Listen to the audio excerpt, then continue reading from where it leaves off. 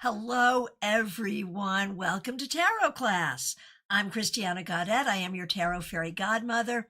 This class is the stories in the suits. It focuses on the Minor Arcana. Wherever you are in your tarot journey, I think you're going to enjoy this. You don't need your cards with you to enjoy this class. You might want a notebook and a pen. Let's get going. All right, so you have probably heard the Major Arcana of Tarot referred to as the Fool's Journey. When did we first start seeing the Major Arcana as the Fool's Journey? Well, it was not until the late 60s, early 70s when Eden Gray coined the term. So what's the concept? The concept is, the Fool represents each one of us on our journey through life, and the rest of the Major Arcana is his journey and therefore our journey, and it unfolds in a logical, numeric way. I believe that the Fool's journey also exists in the Minor Arcana. And that if we understand each suit of the Minor Arcana as a fool's journey, we will understand each card in the Minor Arcana more clearly. What do I mean by that? Well, when we are learning the Minor Arcana, there are two important things. One is the numbers, the numerology, and the other is the suits, the four elements. And when we talk about the numerology, remember that in this context, we have to think about the court ranks as numbers as well. So we think about what is the energy of an ace and what do all aces have in common?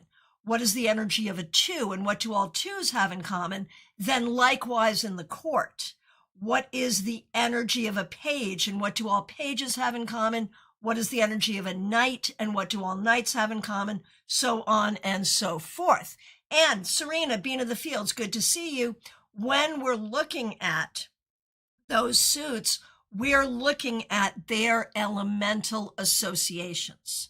So when the Fool is journeying through the Major Arcana, the Fool is journeying through those very important archetypes that teach us how to live on the planet, how to maintain our well-being, and how to achieve spiritual enlightenment. That's what we're learning in the Major Arcana. What are we and the Fool learning in each suit? We are learning the element and the wisdom of each element. Makes sense, right? So let's get going and let's look at this because there are some tricks here that I think you're going to find very interesting because the Fool journeys through the Minor Arcana suits in both directions. And that is a very important thing for us to understand because it helps us understand the cards better. All right, let's get going. And I think we're going to start with the suit of swords. Now, in most tarot decks, not all, the suit of swords, Jordan, did I blow your mind already? Jordan Emma, so nice to see you. What? Stay tuned. Thanks so much for being here. All right. The suit of swords, of course, in the Waite tradition and in many but not all tarot decks and traditions, the suit of swords is related to the element of air. And so that's how we're going to address it here. If you happen to have in your collection a deck where wands and swords are switched, that's a whole other thing. That's a different class and for a different day. We are just going with swords are air. All right. So what does that mean? What is the element of air? Go ahead and let me know. Go ahead and put it in the comments. What are the attributes that you associate with the element of air? And while you're doing that, let me say hi to a few people. Hi to a few people. Okay, we've got mind, thoughts, communication, thinking, right? Absolutely. Rebecca Dusk, Celtic Dragon is like that. Yeah, absolutely. Absolutely. Saying hi to all of the members. So glad to see you. The moderators. Thanks everyone for being here. Welcome to the subscribers as well.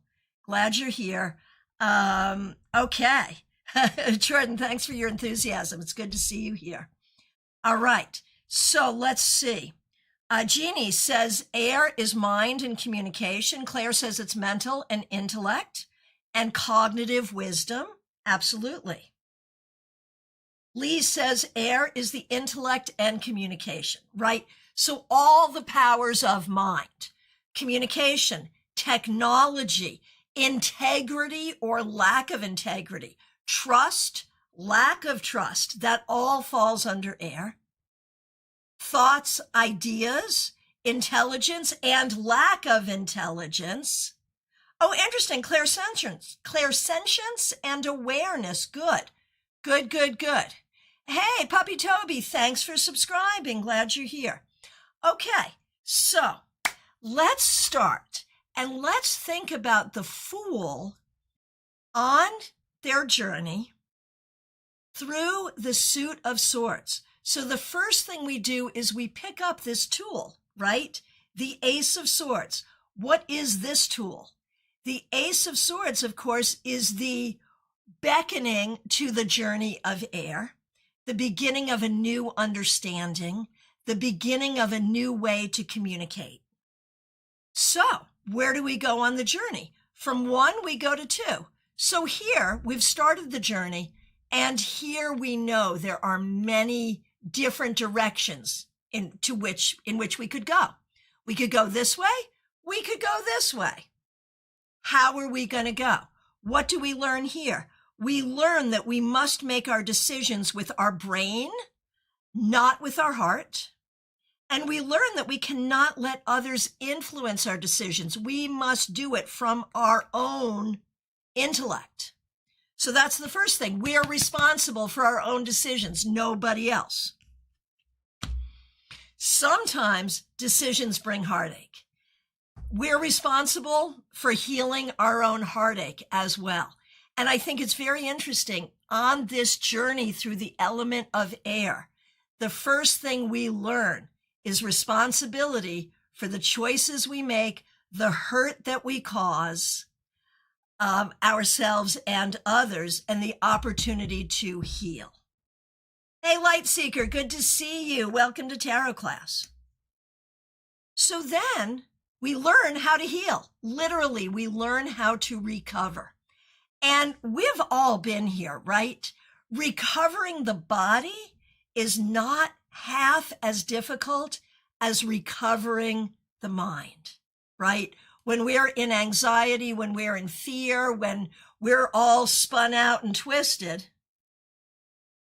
when that happens, we must heal and we must recover.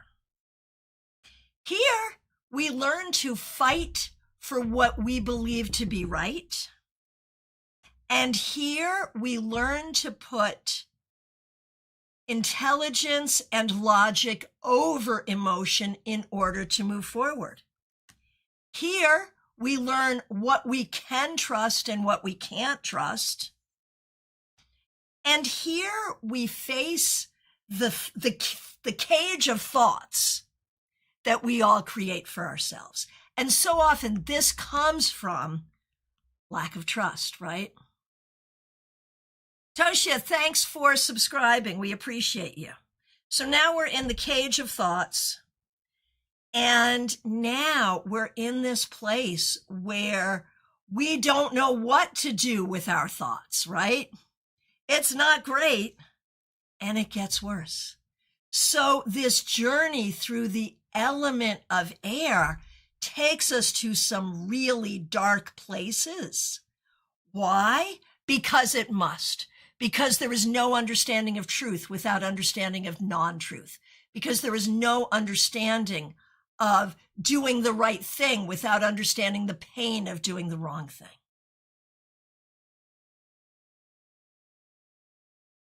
And so here, once we end that story with the 10, we see everything that we have learned. We have learned to talk about, study, and understand truth. We have learned to pursue it.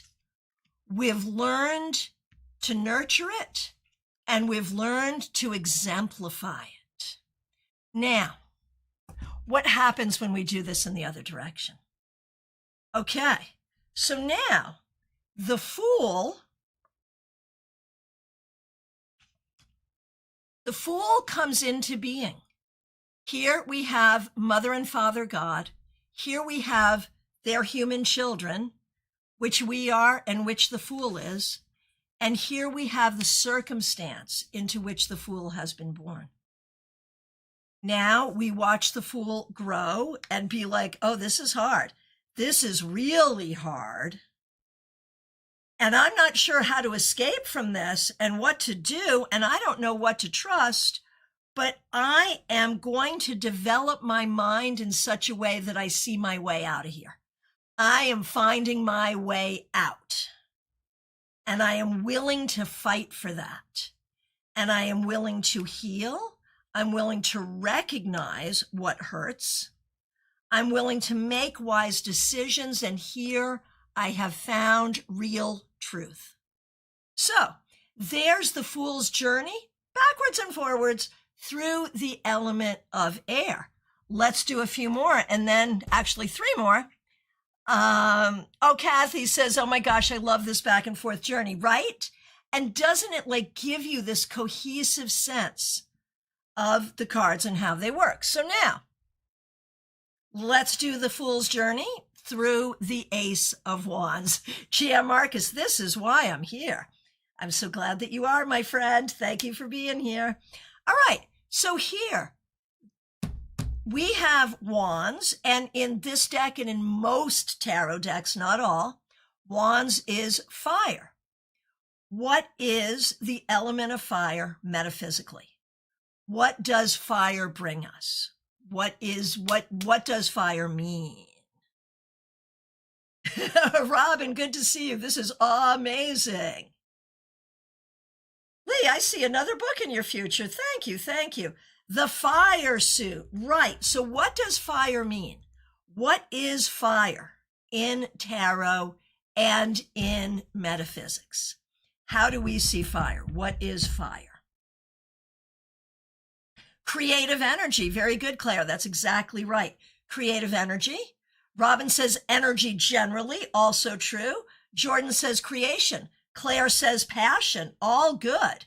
Jeannie, passion, creativity, anger, good. Jen Schultz, so good to see you. The spark, the will, creative energy, sexual energy. Absolutely, absolutely, all of that. It's your motivation, it's your will. Jordan, I love this little class. Thank you. We do this quite often, and there's a whole list of replays, like a bunch of playlists, because we've been doing this for a while. Lee says energy, action, passion, absolutely yes. Enthusiasm, yes. So we start the journey with that. Look at this. Great inspiration, great vitality, great motivation. That's how we start. Now, what are we gonna do with it? We start this journey with, what are my plans? What are my dreams? What are my goals? How do I move myself forward here? I do it, and I see my first success. Then I create community. We have support and celebration. Yeah, but we know what happens in every freaking community except this one, right? There's always going to be conflict. There is always going to be creative conflict. That can be internal, that can be with others, But where does it bring us? It brings us to victory. Sometimes that conflict is what we need to get where we need to go. At the end of the day, though, who represents our projects best? We do. No matter how collaborative we are, there are some things that we have to do on our own. No one can motivate us better than we ourselves can. And once we do, the energy just moves. The important thing here is the energy moves and we don't really know where it's going. So we have to have some faith there. And we have to be willing to be vigilant.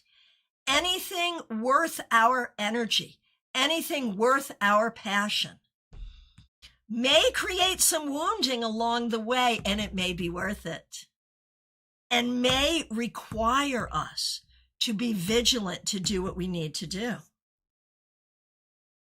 It also may require us to go the extra mile. I often think of this card in terms of business ownership, right? Where you're not punching a clock, you're going to carry this until it's done. And that's what you got to do, right? So whatever the project is, you're going to take it to its conclusion no matter what. So that's how we end that story. And then what have we learned? We have learned to communicate and to learn how to use this energy. We've learned to pursue our passions, our arts, and what we're motivated to pursue. We've learned to nurture this and we've learned to exemplify it. Okay, so you know what's going to happen now. You know it, Mother and Father God. We, their human children, among which is the fool, who is now born in to this situation, very quickly aware that it is not an easy situation, but willing right away to find new energy and create new energy and do what it takes to create success, to withstand conflict, to create community, to nurture that success, to keep the vision going. And here we now understand and embrace the energy of fire. All right, you know what's happening now. What's happening now? What's happening now is we got water. Tell me what you associate with the element of water. Ah, Robin, I love that. The conflict is the growing pains. Absolutely, yes. Jazzy J, so good to see you. Oh man, so happy to finally catch one of these live. Thank you so much. So glad to see you. Beat of the field, Serena, so great to see you. Ace of Cups is your good heart. Claire says it's emotional. Absolutely. Lee says it's emotions. And, you know, it is true that archetypally, the archetype that we associate with the Ace of Cups is the Holy Grail, thought to be the womb of Mary Magdalene. Interesting, right? Okay, Jen says water is nurturing, emotions, love, matters of the heart. Absolutely. And when we think about love, and this is so important in the tarot world, because, you know, the biggest joke, and it's a joke because it's true, is we all think about using tarot specifically for romance. That's what tarot is for, to talk about your love life. And I think it's very important to recognize that when we talk about love in tarot, romantic love, yes, but also your family, like every kind of love there is, which makes this so spiritual, because when we think about higher power, very often higher power is personified as this high vibrational energy of unconditional love. So when we think about love in the element of water, in the suit of cups, and with tarot in specific, it's not just romance, and it's not just, is he gonna call me back, or is my ex thinking about me? You see what I'm saying, right?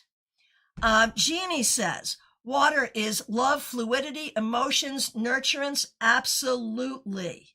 Oh, interesting, Jen. In my tradition, it's the gateway to the underworld. I love that.